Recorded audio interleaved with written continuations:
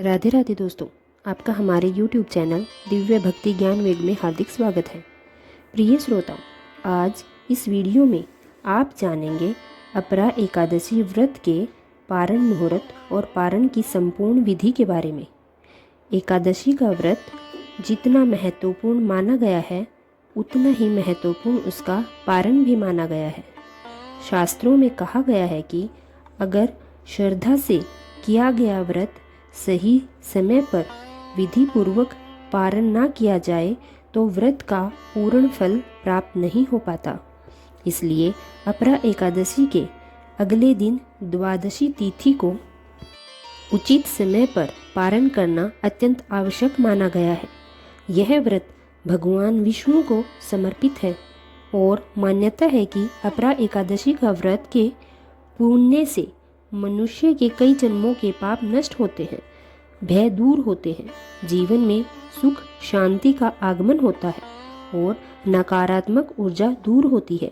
यदि सच्चे मन से व्रत रखकर द्वादशी तिथि के दिन व्रत का समस्त पुण्य अपने पितरों को संकल्पित करके दान कर दिया जाए तो प्रेत योनि में पड़े हुए पितृ का भी उद्धार हो जाता है।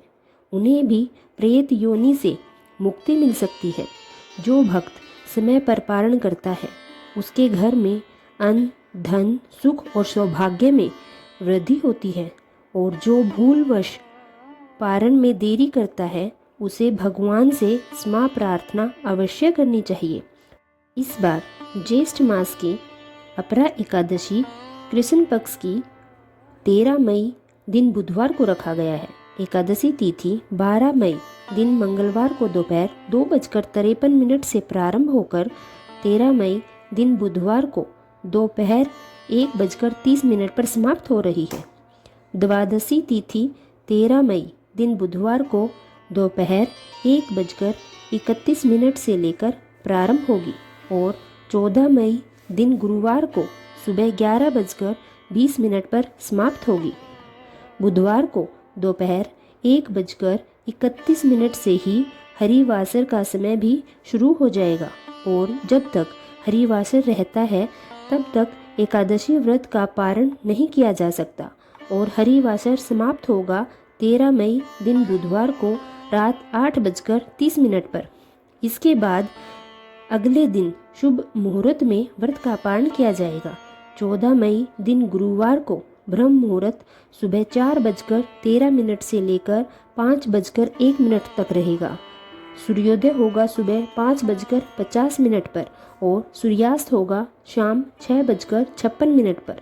इस दिन प्रातःकालीन पूजा मुहूर्त सुबह 4:29 से लेकर 5:32 तक रहेगा और सायंकाल पूजा मुहूर्त शाम 7:02 से 8:06 तक रहेगा। प्रीति योग शाम 5:53 तक रहेगा और बाद में आयुष्मान योग प्रारंभ होगा और राहुकाल दोपहर 1:30 से लेकर 3 बजे तक रहेगा। अपरा एकादशी व्रत का पारण 14 मई गुरुवार को सुबह 5:31 से 8:14 के बीच में किया जाएगा। यही वह निर्धारित मुहूर्त है जिसमें आपको व्रत का पारण कर लेना चाहिए। हर एकादशी का एक विशेष भोग होता है जिसे द्वादशी तिथि को भगवान को अर्पण करने के बाद उसको प्रसाद के रूप में ग्रहण करके व्रत खोलना चाहिए। जैसे कि इस बार गुरुवार को द्वादशी पड़ रही है तो बहुत से भक्त गुरुवार का व्रत भी रखते हैं। तो व्रत पारण करते समय आप सुबह के समय किसी भी प्रकार के अन्न या नमक का सेवन ना करें। केवल भगवान विष्णु को अर्पित किए गए तुलसी मिश्रित जल या पंचामृत से व्रत का पारण करें और उसके बाद दूसरे व्रत की पूजा करके दूसरा व्रत प्रारंभ करें। द्वादशी तिथि को सुबह जल्दी स्नान करके भगवान विष्णु का तुलसी माता के पूजन करें और यदि शालिग्राम भगवान जी हैं तो उनका भी पूजन करें। जला अभिषेक पंचामृत से अभिषेक करके फिर शुद्ध जल से स्नान कराएं। चंदन का तिलक लगाकर धूप दीप जलाकर पूजा करें और अपने द्वारा रखे गए व्रत को यदि संकल्प करके आप दान देना चाहते हैं तो इस प्रकार प्रार्थना करें। हे लक्ष्मीपति भगवान, मैं श्रद्धा और भक्ति भाव से आज अपरा एकादशी व्रत के पावन व्रत का संपूर्ण फल अपने पितरों को दान कर रही हूँ। अगर इस व्रत में मुझसे कोई भूल त्रुटि या कमी हुई हो तो अपनी कृपा से मुझे क्षमा करें। मेरे जीवन के पाप, भय और दुखों का नाश करें। मेरे पितरों को शांति और मोक्ष प्रदान करें। आज मैं श्रद्धा और निष्ठा के साथ अपने द्वार रखे गए व्रत का समस्त पुण्य अपने पितरों को समर्पित कर रही हूँ। कृपया कर हे श्री हरि, मेरे द्वारा रखे गए इस व्रत को स्वीकार करें। कृष्ण पक्ष में आने वाली एकादशी व्रतों में भगवान के इन 12 नामों का जाप करना चाहिए। यह नाम है ओम श्री संघर्षणाय नमः, ओम श्री वासुदेवाय नमः, ओम श्री पद्मुनाय नमः, ओम श्री अनिरुद्धाय नमः, ओम श्री पुरुषोत्तमाय नमः, ओम श्री अधोक्षजाय नमः, ओम श्री नारसिंहाय नमः, ओम श्री अच्युताय नमः, ओम श्री जनार्दनाय नमः, ओम श्री उपेंद्राय नमः, ओम श्री हरे नमः, ओम श्री कृष्णाय नमः। इसके बाद कपूर जलाकर आरती उतारें और भगवान विष्णु को विशेष भोग अर्पित करें। इस बार की एकादशी का विशेष भोग है रोटी का भोग। भगवान विष्णु को रोटी के साथ आप माखन का भोग भी लगा सकते हैं।